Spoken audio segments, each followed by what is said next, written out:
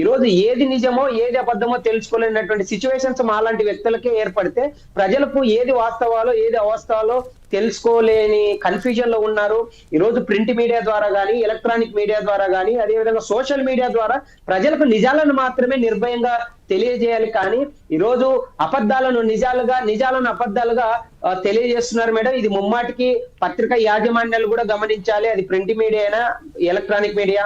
ప్రజలు మనకు అధికారం ఇచ్చారు, అధికారం ఇచ్చినా ఇవ్వకపోయినా ప్రజల కోసం పనిచేయాలి. కానీ ఈ రోజు మా కూటమి, ఎన్డీఏ కూటమి 2 సంవత్సరాల్లో మంచి ప్రభుత్వంగా పేరు సంపాదించింది. రాబోయే రోజుల్లో మళ్ళీ వాళ్ళ వైఎస్ఆర్సీపీ పార్టీకి వాళ్ళకు పుట్టగతులు ఉండవు అని చెప్పేసి ఈ రోజు బూతులతో సాక్షాత్తు చంద్రబాబు నాయుడు గారిని కావచ్చు, గతంలో డిప్యూటీ సీఎం పవన్ కళ్యాణ్ గారిని కావచ్చు, అదేవిధంగా మా భాజపా నాయకులను కూడా ఏకవచనంతో పిలిచిన సందర్భాలు ఉన్నాయి మేడం.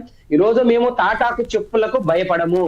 ఈ రోజు కేంద్రంలో గౌరవ ప్రధాని నరేంద్ర మోదీ గారి సారథ్యంలో, అదేవిధంగా ఆంధ్రప్రదేశ్ లో పవన్ కళ్యాణ్ గారు, అదేవిధంగా చంద్రబాబు నాయుడు గారు, అదేవిధంగా బీజేపీ రాష్ట్ర అధ్యక్షులు పివిఎన్ మాధవ్ గారి నేతృత్వంలో ఈ రోజు కూటమి ఒక మంచి ప్రభుత్వంగా ముందుకెళ్తుంది. ఈ రోజు మేము ప్రజా సంక్షేమం కోసం పనిచేస్తున్నాం.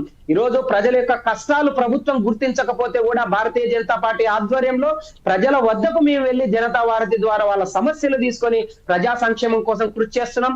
అదేవిధంగా కేంద్ర ప్రభుత్వం అన్ని రాష్ట్రాల్లో ఎన్డీఏ కూటమి అధికారంలో ఉన్నటువంటి 21 రాష్ట్రాల్లో కావచ్చు, దేశ వ్యాప్తంగా అమలు చేస్తున్నటువంటి సంక్షేమ పథకాలను కూడా ప్రజలకు తెలియజేసే విధంగా చేరువ కార్యక్రమం ద్వారా రాబోయే రోజుల్లో మా పివిఎన్ మాధవ్ గారు రాష్ట్ర అధ్యక్షుల నేతృత్వంలో ప్రజలకు తెలియజేసే ఉద్దేశంలో మేమందరం ముందుకెళ్తున్నాం.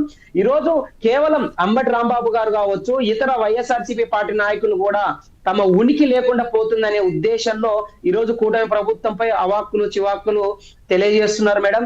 ప్రజలు స్పష్టంగా ఉన్నారు, ప్రజలు విఘ్నులు. ఏ ప్రభుత్వం మంచి ప్రభుత్వము, ఎవరు మంచి చేస్తున్నారో ప్రజలకు తెలుసు.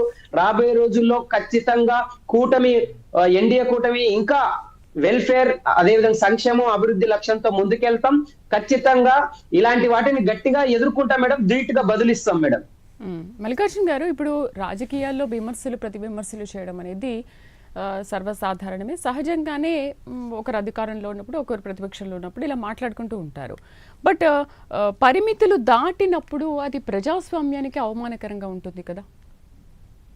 ఇప్పుడు వైఎస్ఆర్సీపీ నాయకులు సాక్షాత్తు 4 సార్లు సీఎం గా పనిచేసినటువంటి గొప్ప విజనరీ లీడర్ చంద్రబాబు నాయుడు గారిని కావచ్చు, డిప్యూటీ సీఎం పవన్ కళ్యాణ్ గారిని కావచ్చు, అదే విధంగా ఇక వైఎస్ఆర్సీపీ నాయకులు చాలా మందిని ఏకవచనంతో మాట్లాడుతూ, బండబూదులతో మాట్లాడుతూ వాళ్ళు నిరాశ నిస్పృహలతో సంయమనం లోపించారు మేడం. దీనికి ఒకటే నిదర్శనం ఏంటంటే, వాళ్ళ నాయకులు ఎవరైతే అధినేత ఉన్నారో జగన్మోహన్ రెడ్డి గారి కడప రాజ్యాంగాన్ని అమలు చేస్తామంటే ఇక్కడ ప్రజలు ఎవరు చూస్తూ ఊరుకున్నారు మేడం. ఖచ్చితంగా లా అండ్ ఆర్డర్ ని పటిష్టం చేయడం కోసం కావచ్చు, ప్రజల యొక్క ఆశీస్సులు మా కూటమి ప్రభుత్వానికి ఉన్నాయి. ప్రజల యొక్క సమస్యల్ని వాళ్ళు అడగకుండా కూడా వాళ్ళ సమస్యల్ని పరిష్కారం చేస్తున్నాం, ప్రజల కోసమే ఉన్నాం.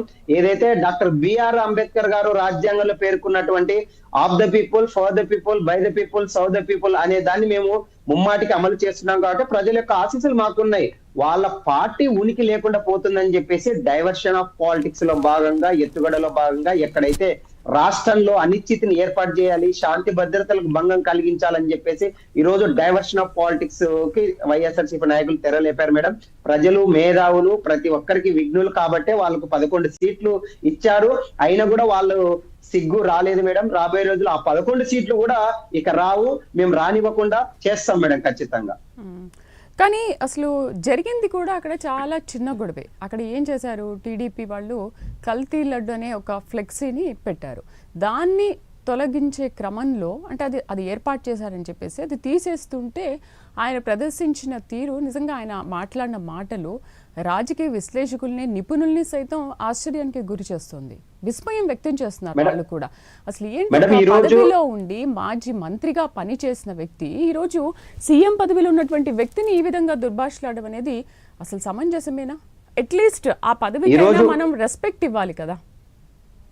ఈ రోజు ఒకటే మేడం, ఎన్డీఏ కూటమి తరపున బీజేపీ యువ నాయకులుగా నేను చదువుకున్నటువంటి విద్యావంతుడుగా కావచ్చు, ఒక భారతీయుడుగా, ఒక హిందూగా ఒకటే వైఎస్ఆర్సీపీ పార్టీ నాయకులని జగన్మోహన్ రెడ్డి గారిని కావచ్చు, అంబటి రాంబాబు గారిని కావచ్చు, లేదంటే ఇతరత్ర నాయకులు పేర్ని నాని గారు కావచ్చు, ఇతర వైఎస్ఆర్సీపీ నాయకులు సూటిగా ప్రశ్నిస్తున్నాం మేడం. ఈ రోజు టీటీడీలో లడ్డు వ్యవహారంలో కల్తీ నెయ్యి వ్యవహారం జరిగిందా లేదా అని స్పష్టంగా మీడియా ముఖంకి వచ్చి మాట్లాడమను. నెక్స్ట్ సిట్ యొక్క నివేదికలో పేర్కొన్నటువంటి వాస్తవాల అవాస్తవాలని స్పష్టంగా మాట్లాడమను. అదే విధంగా 60 లక్షల యొక్క కిలోల కల్తీ నెయ్యి చేసిన మాట వాస్తవా కాదా అని చెప్పమను.